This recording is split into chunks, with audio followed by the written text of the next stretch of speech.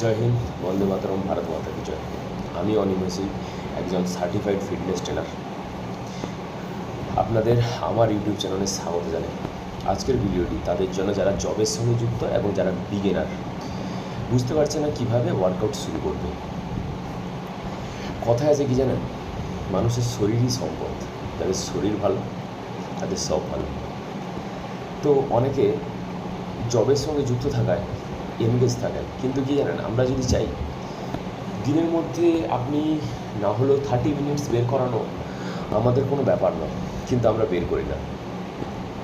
কিন্তু আমাদের উচিত এই 30 মিনিটসকে কাজে লাগানো নিজের শরীরের প্রতি।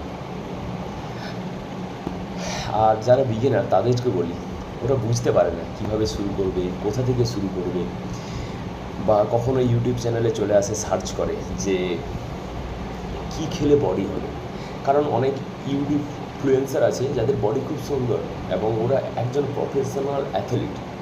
আমিও প্রফেশনাল অ্যাথলিট ছিলাম, 400 মিটার রান করতাম। তো তার থেকে আমি এখন জব পাই, জবের পরে আমার জিমের প্রতি একটু টান থাকে।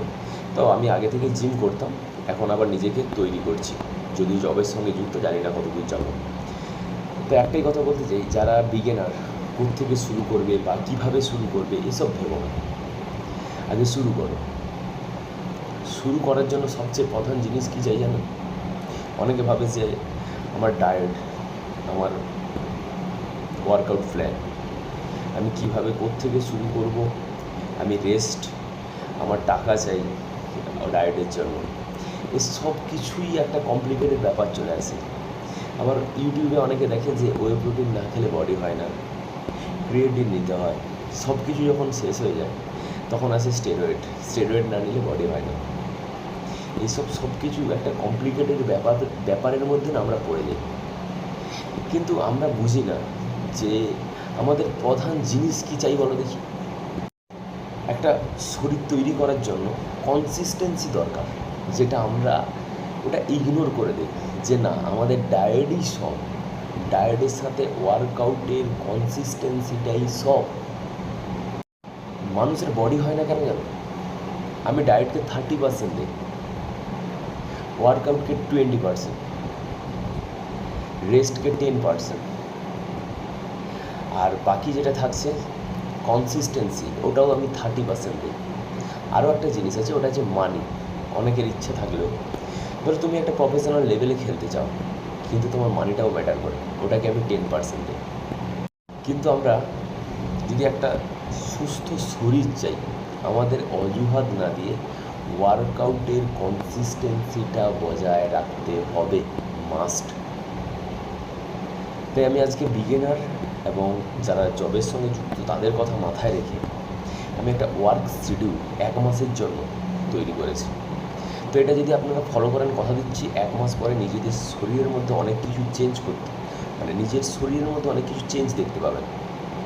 তো ওয়ার্কআউট শিডিউলটা হলো, আপনি সপ্তাহে 4 দিন, যে কোনো 4 দিন, 2 দিন ফার্স্ট 2 ডেজ, মনডে, টুইসডে, এই হিসাবে আপনি আপনার সুবিধা মতো ওয়ার্কআউট প্ল্যানটাকে সাজিয়ে নেবেন। কী করবেন? প্রথম দিন করলেন 10টা করে পুশ আপ, রেপিটেশন 3 সেটে করবেন, টোটাল 30টা পুশ আপ। তারপরে কী করবেন? আপনি তারপরে আরম্ভ করবেন, যদি লাঞ্জেস করতে পারেন 8টায় বাম পায়ে, 8টা ডান পায়ে, 3 সেট, 10টা করে সিট আপ, 3 সেট। সবার শেষে আপনি আসবেন 3 সেট প্ল্যাঙ্ক, 30 মিনিটস দিয়ে শুরু করুন, ওটা 45 মিনিটস পর্যন্ত নিয়ে যেতে পারেন, ওটা আপনার উপরে নির্ভর করে। এবং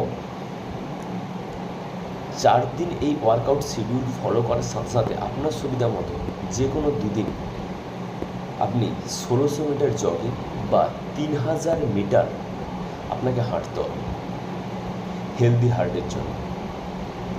এটা আপনি 1 মাস ফলো করুন, কথা দিচ্ছি আপনি নিজের মধ্যে আপনারা নিজের মধ্যে অনেক কিছু চেঞ্জ দেখতে পাবেন। এবং ভালো লাগলে ভিডিওটি শেয়ার করবেন, সাবস্ক্রাইব করবেন।